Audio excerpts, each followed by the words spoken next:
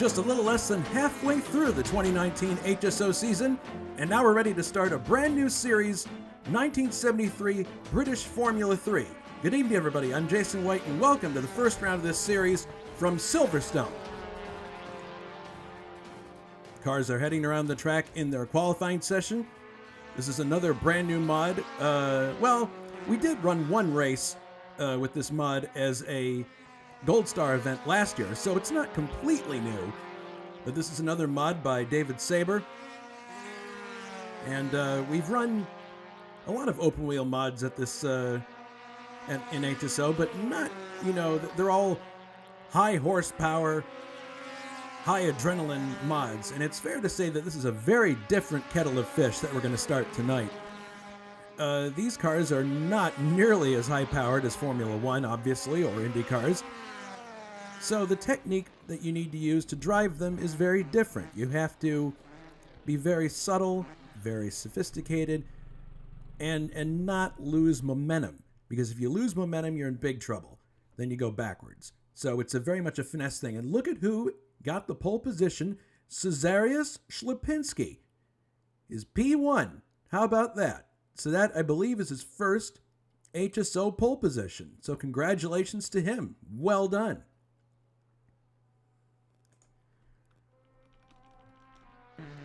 Yep, there he is. Well, we're not looking at him now. He's in the garage. In any case, as far as this event goes, there'll be two events tonight. We'll have this one, and then we'll have a separate broadcast for round 2. Track map for this evening. This is Silverstone. It is the 1973 edition, meaning that it does not have a chicane at Woodcote. A little less than 3 miles long, and for this first round and the second round, we'll be going 20 laps, or a little under 59 miles.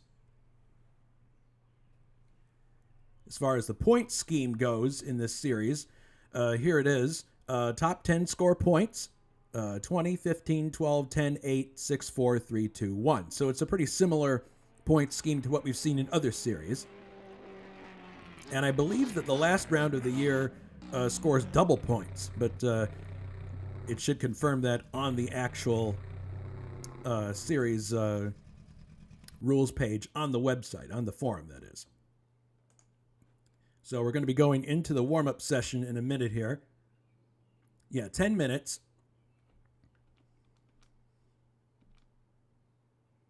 And the cars are lined up behind here. You can see, too, that this is the elevated pit lane that they used to have at Silverstone. It kind of goes up a ramp. So these drivers will now be going around on their reconnaissance laps with full fuel, or at least fuel enough to do 20 laps, making sure that they're comfy. Let's see. Some of them might be going out here. I hear some people. Oh. Okay. Here's Jakob Fredriksson. He's coming to the end of the pit lane. He's waiting for... That's rather interesting pit exit. He's waiting for the red light to come off. I guess he's going to go ahead anyway, so... So let's go for a lap with Jakob Fredriksson. Comes out of Cops.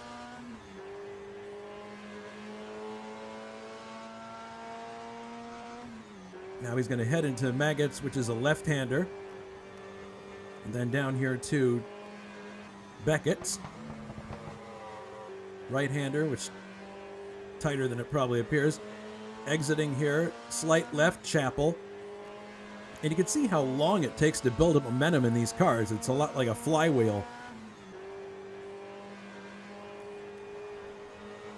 You can just see the drivers inside gritting their teeth and pushing their heads down, trying to get as much speed. Now into Stowe. And you can see how, even in cars like this, it's very easy to run off the end of that corner. Now this short straight here, this will lead us into Club. Another right-hander, and Club is fairly quick. Using every inch of road and then some. Jakob Fredriksson. Now he's heading through Abbey, which obviously is going to be flat out in these cars. And now under the Daily Express Bridge and into Woodcote, which, again, this is 1973, and it's prior to Jody Schechter's famous accident that occurred the same year. And after that, they would put a chicane in, so you can just, like, sail through there. Let's go for one more lap with Jakob. First corner is Kops. Jakob is determined to use as much of the course as he can.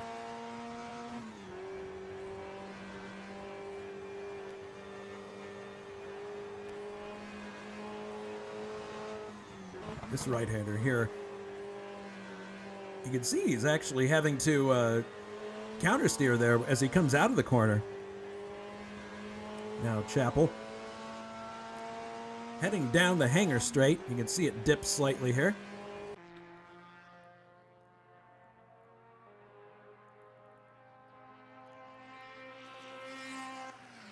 Downshifting for Stowe. Back on board with him again here on the left-hand side. Now he's going to head into Club. Not too much counter steer there. Now he's coming into Abbey. Left hand, and that should be flat out. Yeah, he doesn't bother lifting there. Now through the under the Daily Express tunnel, sorry. And then the final corner, Woodcote. And you can see there's the pit entrance on the inside there. The pit exit is a bit abrupt. Hopefully that won't cause anybody any problems, but in a race this short, I doubt it will. So we got about 6 minutes to go in the warm-up here. Let's talk briefly about what we have coming up at HSO. This coming... Well, no, it's not this coming Wednesday, I believe... Or maybe it is. No, it's the week after this coming week. Wednesday, July 3rd, the Fenner Engineering Trophy meeting. This is the 12th out of 13 rounds in the 1996 BTCC series. So we're going to be getting close to deciding a champion there. That's on a Wednesday night. And then we're going to go back IndyCar racing on July 7th. It's the second of 3 500-mile races this year, the Triple Crown. The Marlboro 500 from Michigan International Speedway. And this is a brand new iteration of MIS that our comrade Alberto Ibanez has been putting together behind the scenes. And he's worked very hard to make this a very accurate Michigan International Speedway, not just in terms of graphics, but in terms of dimensions and handling characteristics for the cars. So we're really looking forward to that one. There will be some open cars available for those of you who are not in the series proper. So if you want to do a 500 miler, and it's basically akin to fighter jets with these cars. It's high speed, lots of close quarters moments. So if you want to join in with us, there should be plenty of cars available.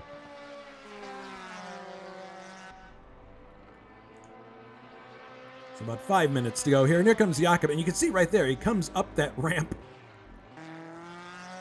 Let's look at... Oops, sorry. Let's look at that again from his point of view.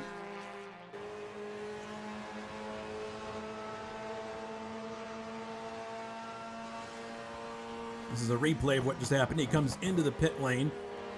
I don't believe there's a pit speed limit here, but watch what happens when he goes up this ramp. Whoop! Well, that was less dramatic than I thought it would be.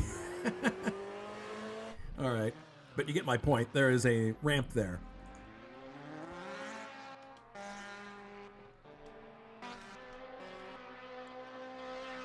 Here's Grant Riddall, a guy that we'd probably expect to do relatively well in these cars.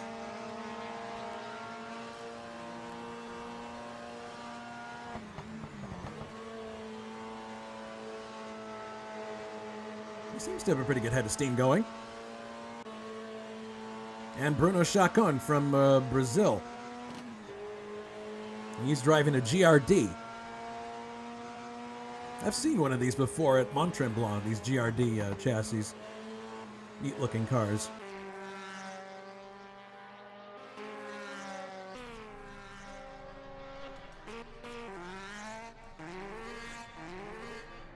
So we got another 3 minutes to go here.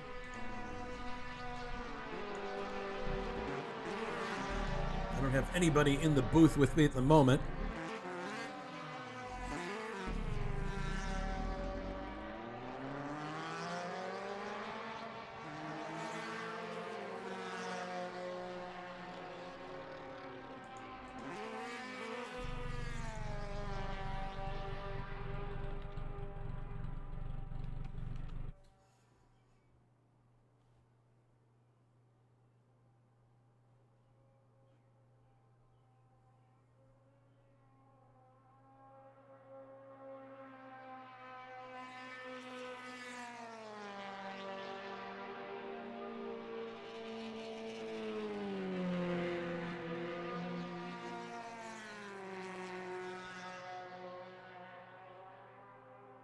It appears everybody is moving into their appropriate areas, so looks like I'm going to be calling this race solo, but that's okay.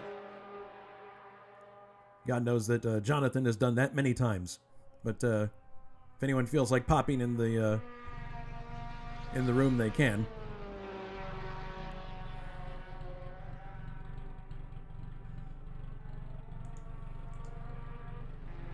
Hey, wake up.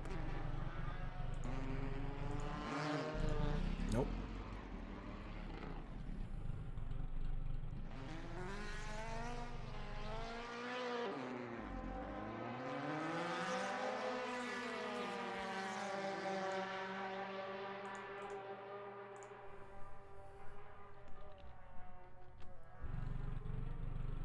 I think I'll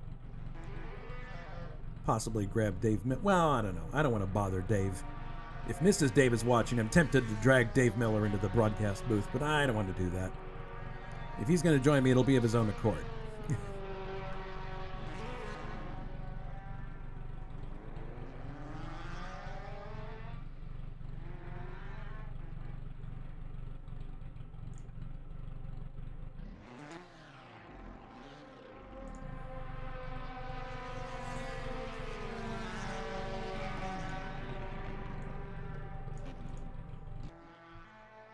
Just about a minute to go now, and then we will be racing.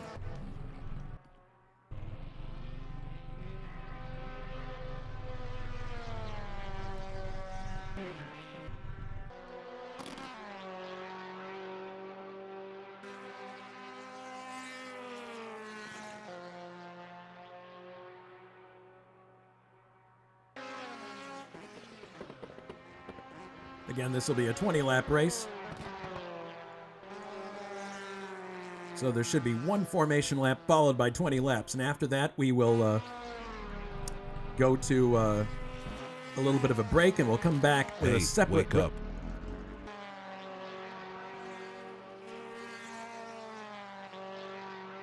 Sorry, got distracted a second there. So we'll have the 20-lap race, and then we will break and have a separate broadcast for round number 2.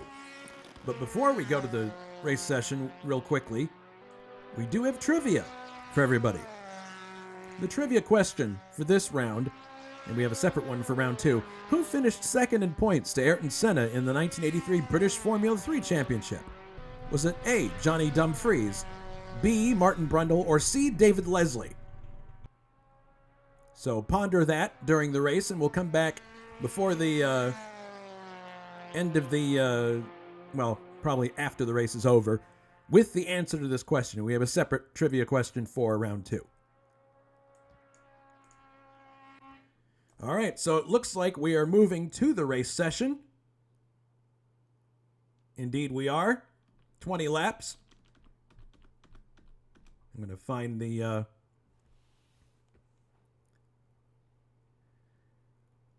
see the red flag hanging there. Nobody's supposed to leave the pits right now. So we're going to move on to the race session, looking for Cezarius Lipinski, his maiden pole position, unless I'm very much mistaken. Tense moments here.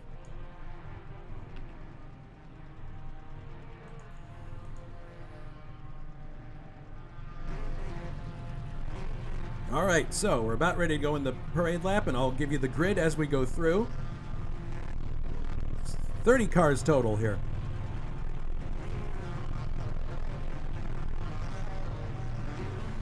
Some rather rough-sounding engines back there, but Cesarius makes sure his accelerator's working.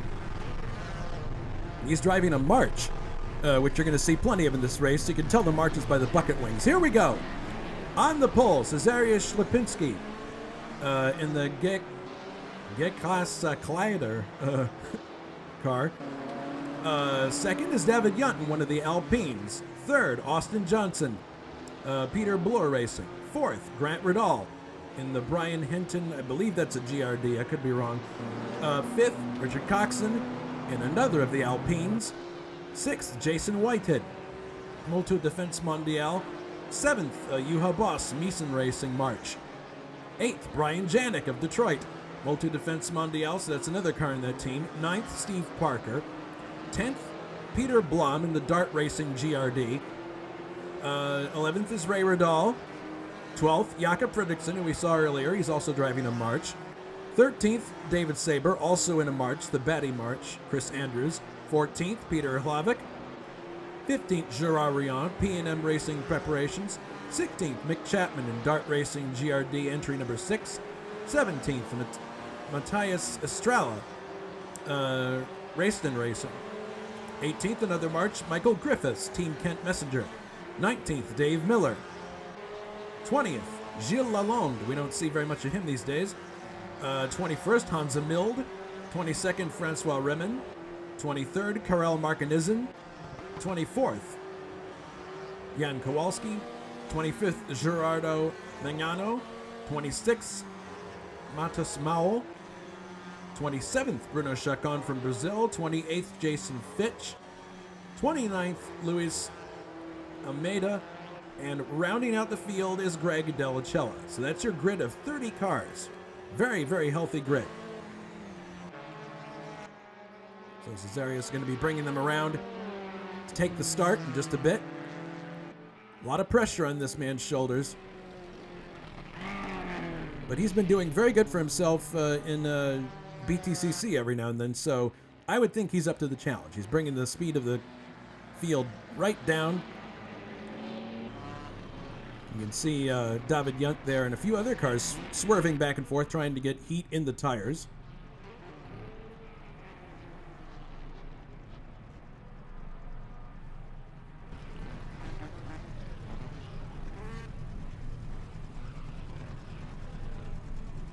Tense moments here. We're waiting for the flag man, and there won't be a light. There'll be a flag that gets dropped, and then we'll see when the clock starts for the time. We'll know the race has started.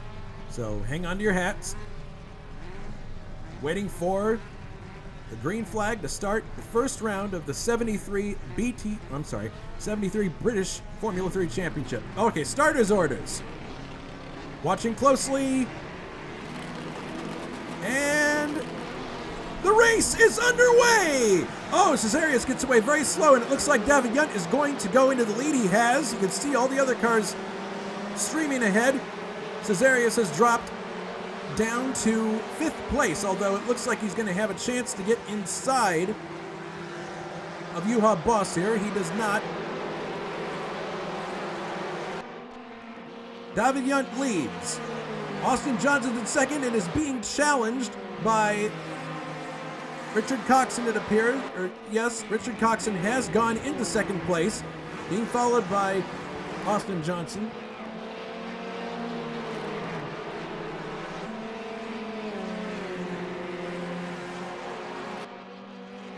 There's the live feed of the scoring right there. Yunt leads, Coxon second, Austin Johnson third, Juha Boss fourth, Cesarius is fifth. 6th is Grant Riddall, 7th Steve Parker, 8th Jason Whitehead, 9th Brian Janik, 10th Ray Riddall. Now they're onto the small straight that is between Stowe and Club, heading into Club now. They're on board now with Austin Johnson as he pursues Richard Coxon directly in front of him. As they head through Abbey, right in the wake. So we have Alpines running first and second in the race, with Austin Johnson third. He's got a little bit of a gap there between other cars. Going back here, there's a really nice scrap between Jason Whitehead and Brian Janik. And he's being followed by Ray Riddall.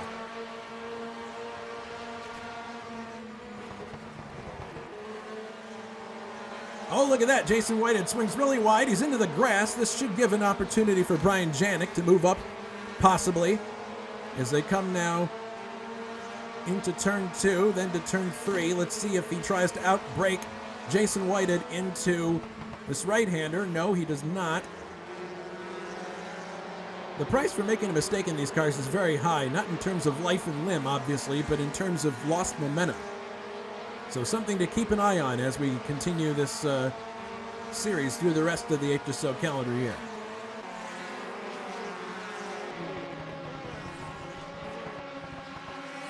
You can see Ray Riddall there trying an inside pass on Janik, and he gets it done.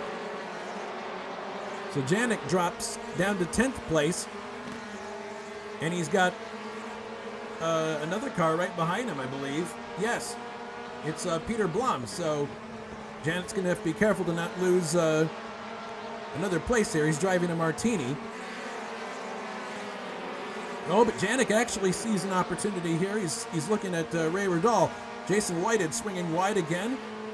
Looks like Janik might be able to pick up 9th place going into Woodcote. He's on the inside of Ray Riddall. He tries to sneak down the inside, but there's just not enough room there,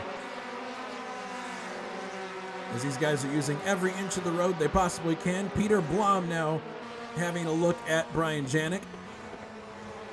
Oh, Janik gets wide there, and that's just enough for Peter Blum to slip by into 9th place, but Janik is still right there with him. And it doesn't look like he lost too much momentum. He's tucked up right behind him. Looks like he's going to attempt an overtake here. Coming down the inside. No, just not enough room there. So you can see how evenly matched these cars are. It's going to come down mainly to driver's skill as Steve Parker moves inside of Jason Whitehead.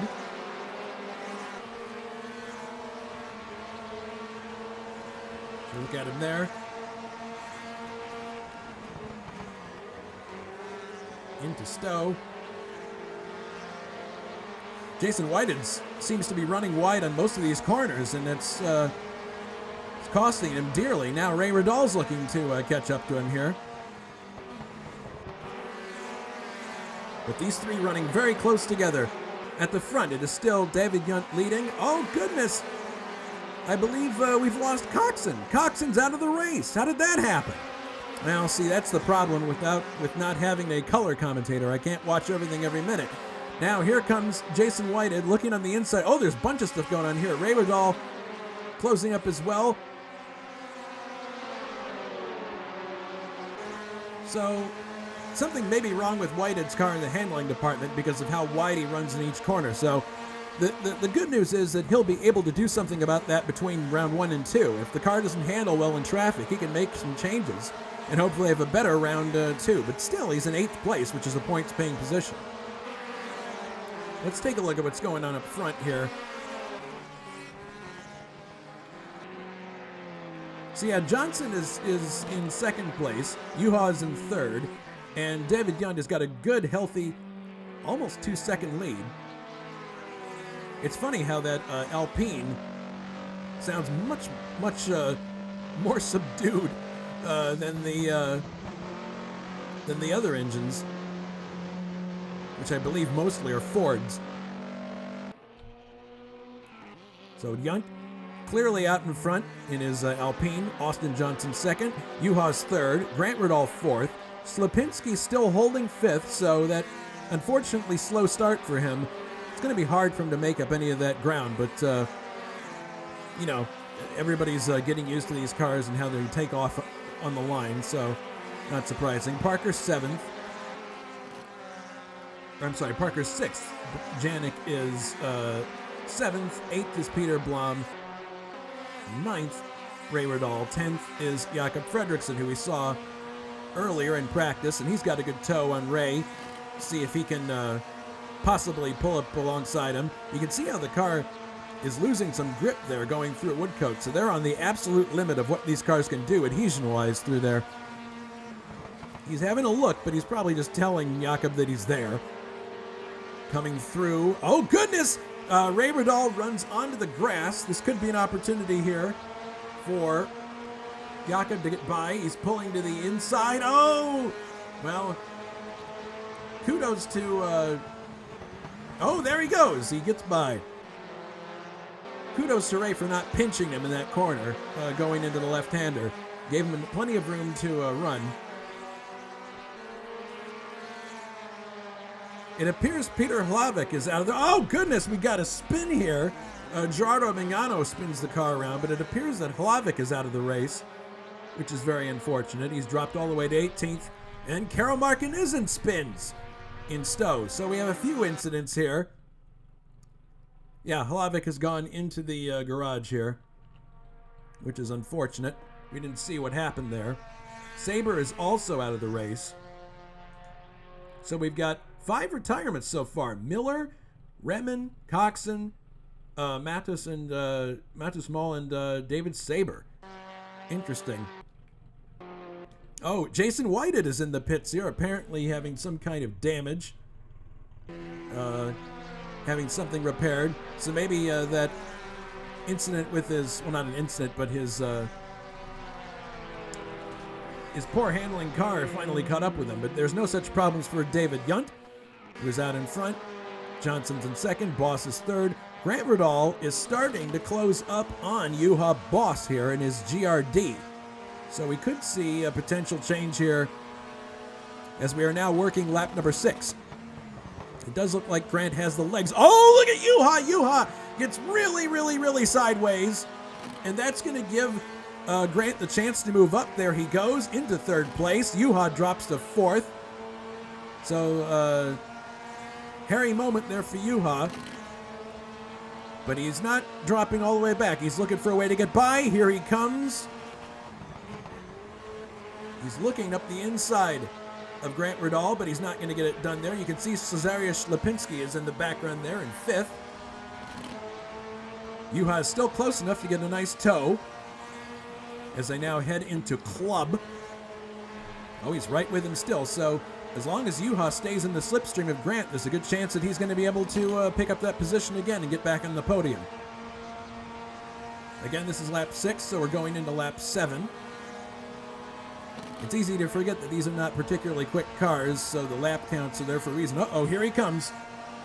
Juha looking up the inside. And is he going to get inside? Oh, man. He just managed to get close to him in Woodcote, but it wasn't enough. Is he going to try it again here in the first turn? No. He figures he's going to wait a little bit longer.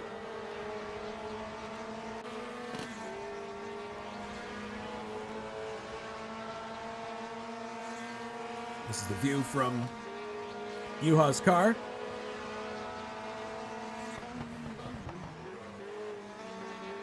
Grant getting a little... Well, he's got pretty good rotation into that corner.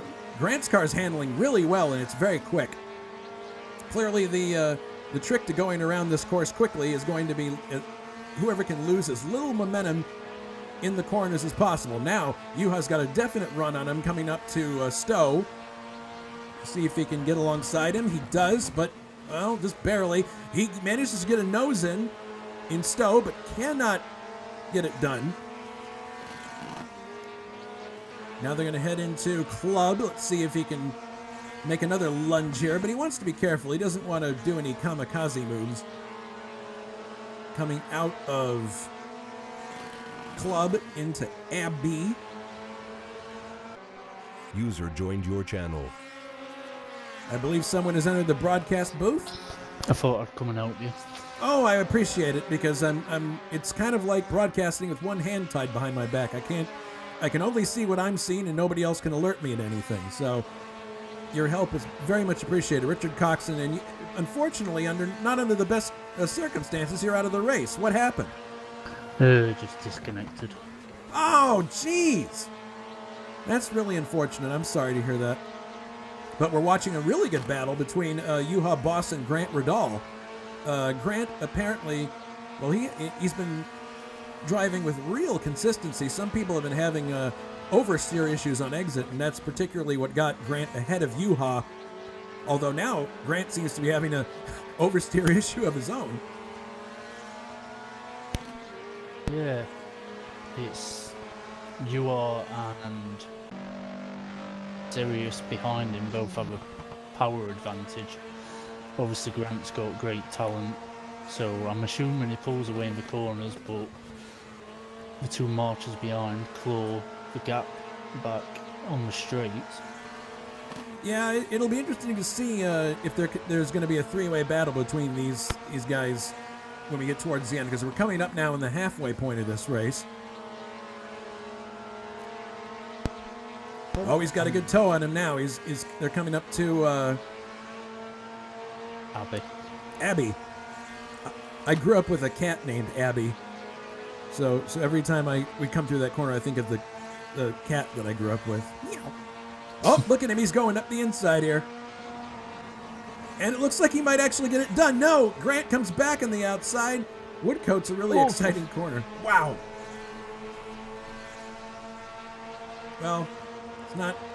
Okay, well, he's hanging right with him, so... Now, one question I would have for you, Richard, is the tires for these cars. How much is tire wear going to play a role as the race wears on? Very little. Very little, okay. Much. Oh, here he comes. He might have a shot here. They go into Beckett's. That's Beckett's, and now into Chapel. Yep. So yeah, it does look like Grant is outrunning him somewhat. Who do you think has the better handling car at this point? I'd say Grant at the moment, because the March is known as a better chassis, but Grant will have the clean air, or just be giving him that little bit of an advantage in the corners and enabling him to get the power on quicker. Mm-hmm. Oh, you can see Slipinski ran off the track back there, so that's going to cost him some time, and it looks like this battle between Grant and Yuha has cooled off just for the moment. Let's look further back in the field. Oh, we got an excellent battle between Brian Janik and Peter Blum. He's right tucked in his slipstream. We'll see if he can make any inroads with Janik. And Fredrickson's right behind them, so... Oh, Janik has a slow exit. They're onto the grass, but it looks like, Janik had a bit of a slow exit there from Woodcote as they head into Cops. So we'll see if... Yeah, they have to downshift there. You can see Janik's getting pretty decent rotation in this corner. And yeah, you're right. Fredrickson's right behind this group, and it looks like he's about ready to try something, but these three are all right together. But there's not quite enough room there for... Although, wait, look at that. Blum's exit is slow, and now Fredrickson looks like he's going to get right alongside him, going through Chapel. He doesn't seem to have the momentum to get alongside, but he's going to tuck back behind him to see if the slipstream will help. The March is a better aerodynamic shape. With that bucket wing. Yeah. Down the inside into... There he goes, into 7th place as they head into Stowe. Very, very nice textbook pass from Fredrickson. But Blum's going to get him back looking at him. Yeah, Blum looks like he's hanging right with him, so we'll see if they can... Oh, look, he's looking up the inside, but he knows that's not a good idea. He doesn't have the room right now to do it. And Ray Riddall back there doing some slight agricultural driving. Yeah, as they head in... We'll be getting warnings. Yeah, that's true. Remember that this is... AMS, which means that there's a good anti-cut feature which deters people from cutting the course too fine, and being that Silverstone is so flat and there's no barriers there, it's very tempting to cut the corner more than you should. Meanwhile, Janik seems to be holding the zone okay. Whoever's in front of him is kicking up lots of dust. And Slipinski's both past Riddle. Oh, goodness! Oh, no, Riddle's got Slipinski back. So Boss is now in front of Grant, but Grant looks like he's about ready to counterattack here. coming into Chapel, now down to Stowe. Let's see if he doesn't have that much of a roll.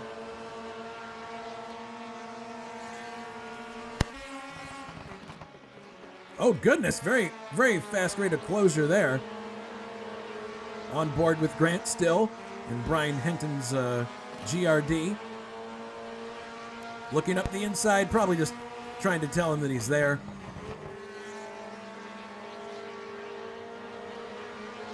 Exiting the corner. Juha looks a lot more in control than he was earlier. Earlier, he was having oversteer issues coming out of some of the tighter corners.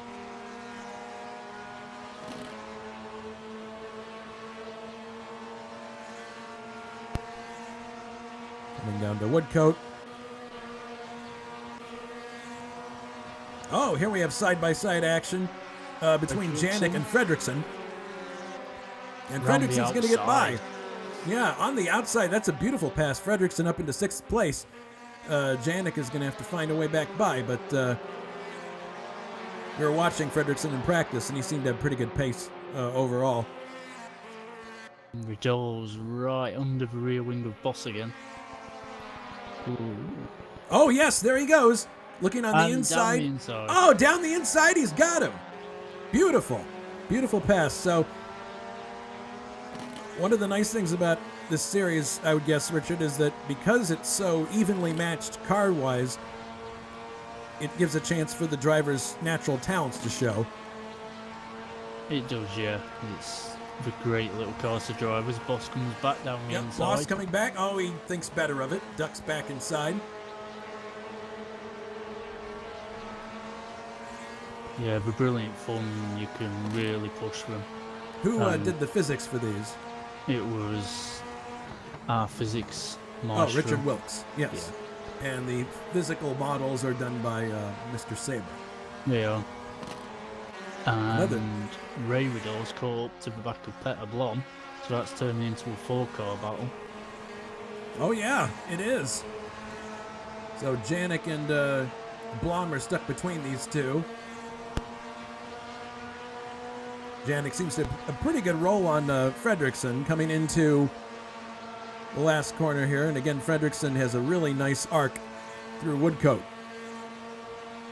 Riddell out of these four has got the powerfulest engine. Whether he can use it to his benefit is another question. Yeah, having the power is one thing, but if the chassis isn't set up properly, then that's causes an issue. Yeah. We saw Jason Whitehead earlier having some issues with his car. He was running really wide on corner exits and had to come into the pits. Look at how close Janik is to Fredrickson now. So Fredrickson's got to pay real close attention to his mirrors. Janik driving a Martini, I believe, with Motul oil as he comes to the inside. He's having a look. Is he going to be able to make it stack? Oh, very close. There's a back marker there. It's Mr. Almeida. As everyone goes off. Yeah, everyone. Well, everybody managed to do that okay. Now here comes Janik again. He's got a bit of a roll, but kind of ill-timed roll as they head into club. Now he's going to have looks like a pretty decent shot here as they come up to Abbey. Yeah, he's got a bit of a roll here. So, and good on Fredrickson for leaving him the room outside there. He didn't pinch him. Janik comes up the inside. Is he going to get it done? Side by side. No. Fredrickson knows how to hang it out there. Yeah, he does. Fredrickson holds the outside line and keeps the position. Fantastic racing.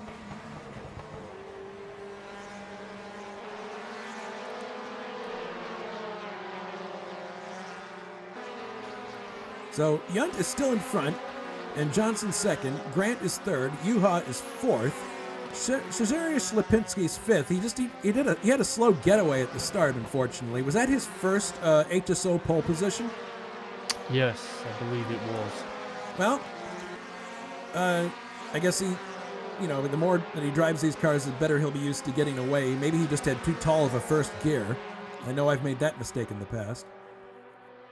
But that's a fantastic result for him, and it bodes well for how he'll do in the series. Now, Ray Riddall on the inside of Peter Blom. Is he going to get through? Yes, he does. Ray goes up to 8th place. Peter drops to 9th.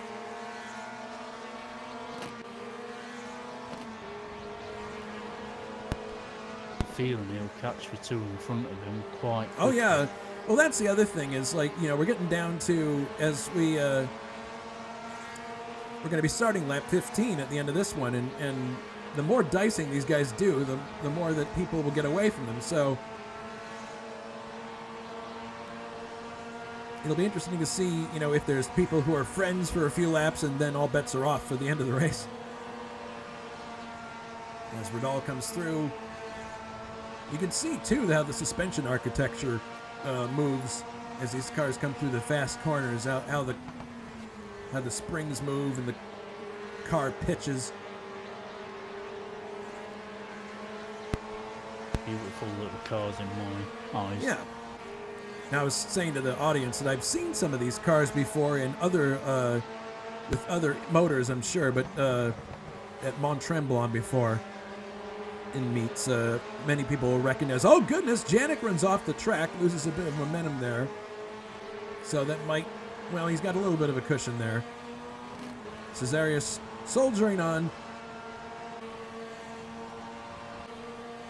And it looks like Grant's got a pretty good gap between himself and Juha at this point. And, meanwhile, Yunt and Austin have checked out. They're in no danger of losing where they are. Yeah, oh goodness, driving mistakes will catch them out now. Yeah, only driving mistakes at this point. Janik closing right up with Fredrickson now as they head into... Oh, Fredrickson runs off the track. This is going to be Brian's opportunity. Blom's at a And Blom was off there as well, too. I'm surprised that Janik wasn't able to capitalize on that. Fredrickson actually maintained his momentum. Janik looking for another way by. Here he comes. He can't get it done in Woodcote. Fredrickson on the grass again, so at least he's able to maintain his momentum going through those corners.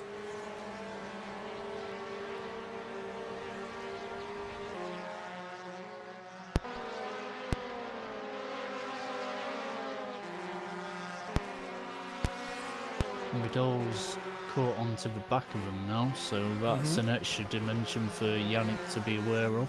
Oh, but look at Janik. He's, well, they're slightly foreshortened view, but he's definitely getting closer to Fredrickson.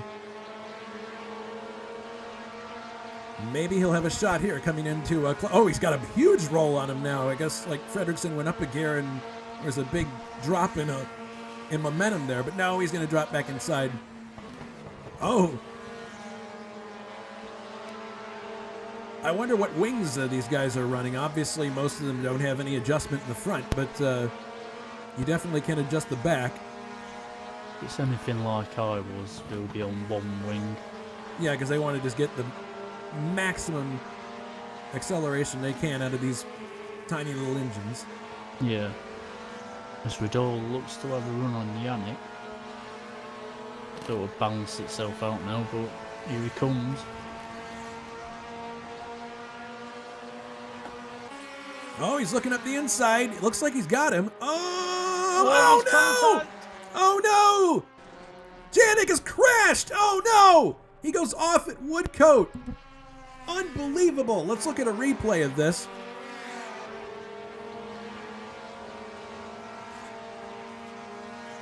Heading through Abbey.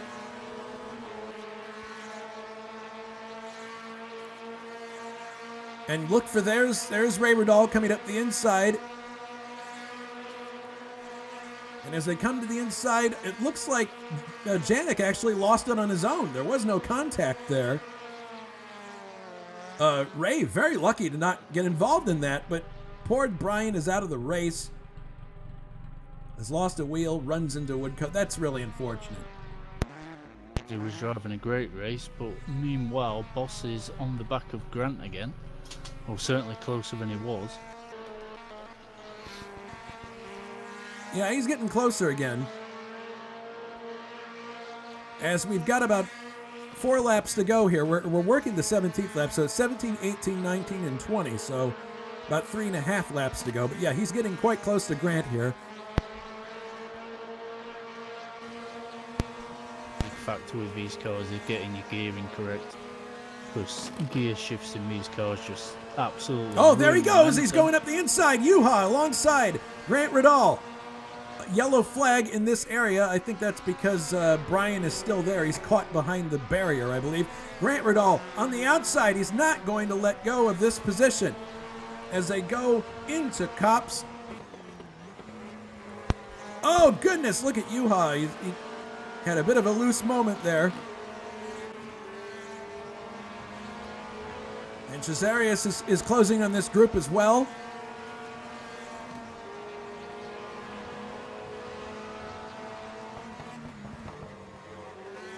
God, what great racing for this first round, and we've got one more after this. Hopefully I'll last a bit longer in that one. Yeah, hopefully you will.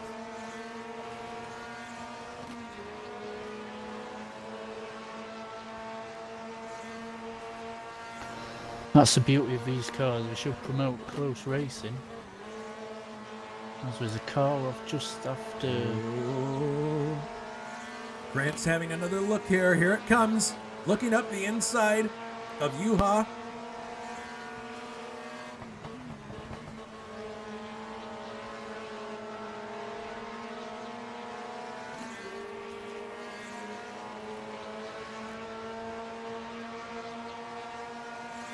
He's waiting for just the right opportunity here as they head through.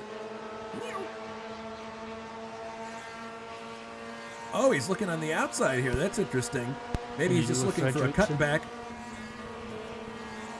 He's trying to Fredrickson. Oh, he's trying to Fredrickson on the outside. Ooh, my goodness. Doesn't quite make it work, but it was cool to see him try that. Now on the inside, he's going for the cutback up the inside, but he can't get quite. Although, look, he's getting alongside him. Oh, very close. They're going to be side by side as they go into the next series of turns. And meanwhile, you got Cesarius Slapinski behind these two with the $75 seat. Fredrickson's gaining on them, but I don't know if he'll have enough laps left. No, because we've got 2 laps to go now in this first round of the British Formula 3 Series, 1973.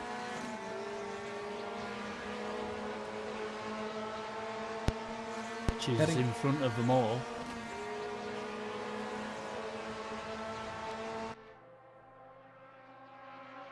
Fitch is just in front of this group. He's going to be lapped. I doubt he's going to make too big of, although he's now they're all going to want to try to get by him here in this short straight. The question is Grant going to be able to go through with him? It looks like he will be able to. But he did lose a little bit of momentum there. For Jason Fitch, he has a Brown engine, the only one in the field, and it's probably about 7 or 8 horsepower down on the other cars. All right, so David Young is starting his final lap. A very uneventful race for him, driving the Alpine, but very dominant. In terms of performance, where does the Alpine rank with the other cars? How much of this is the car and how much of this is David Young? Well, you can never say David Young is a bad driver. But the Alpine does have good top-end power. It lacks in torque, though. Okay. All the Ford engines have better torque than it. The slippery shape helps it, certainly around here. But it's a good drive overall. To be that far ahead of Austin Johnson is an achievement in itself. We got a yellow flag in this corner. I'm not sure what the issue is. There's someone off on the outside. It's Estrella. Oh, man. So Johnson in a very solid second. Grant is right with Yuha now. He's timed a run on him. Oh, he's timed it really well. Look. Right alongside him now. As they go into club, we'll see if... no, he's not... Well, wait, there he goes. He's up into 3rd place. Yuha drops to 4th. I don't think Yuha's going to have the pace to get him back. Probably not, but let's see. Here comes David Young through Woodcote. And David Yunt wins the first round of this series in his Alpine. Excellent drive. And here comes Boss. He's looking to the inside. Oh, he's looking on the inside. Is he going to do it? Oh, my goodness. He gets loose. Grant holds on the outside. Grant takes third place. Excellent. Wow, that was great. Juha finishes fourth. Cesarius picks up fifth after his pole position. Sixth for Jakob Fredriksson. Seventh, Ray Rodal. Eighth, Peter Blom. Ninth, Gerard Rion. Nice result for him. And 10th, last points paying position for Mick Chapman. 11th, coming to the line. These guys actually haven't finished yet. Gilles Lalonde looks like he's going to finish in 11th. Michael Griffiths is 12th right now. Hansa Mild in 13th place in the Dempster car. 14th, Jan Kowalski. 15th, Bruno Chacon. And those were the last cars running. Well, I think Fitch was also running, but he went to the pits already. He's already crossed the line. Griffiths finishes 12th. Lalonde confirmed in 11th and Chapman 10th. So that was the first round. Estrella appears to have disqualified. Not sure what that is. Maybe he ran. Maybe he cut corners a few too many times. He was the one on the outside at the end of the race. So unless he's gone the wrong way around the track. All right. Well. Something. Richard, while you're here, would you like to have a shot at the trivia question? I'll give my best attempt. Because we've said it once, but we're going to give the answer now. Trivia question is, who finished second in points to Ayrton Senna in the 1983 British Formula 3 Championship? Was it A, Johnny Dumfries, B, Martin Brundle, or C, David Leslie? It was Martin Brundle. Well, that didn't take you very long at all. That's your guess. So we'll wait a second for other people to think if that's the right answer or not. And I'll tell you what, my friend, you're correct. It Good was to know Martin my Brundle. brain still works. In fact, those two were basically the main combatants throughout that series. Correct. With Senna winning the championship and Brundle was in second. So, all right. So that was the first round of this series. Let's see if anybody's in the green room. No, they're not. So I guess we'll use this opportunity to take our break. Richard, thanks very much for popping in the booth. I appreciate it. No problem. Glad to help. All right. So we're going to take a quick break here and come back for round 2 of this series in a little while. There's going to be a separate qualifying that's going to go on. So we'll see you in a few minutes. This is Jason White saying bye for a second from Silverstone.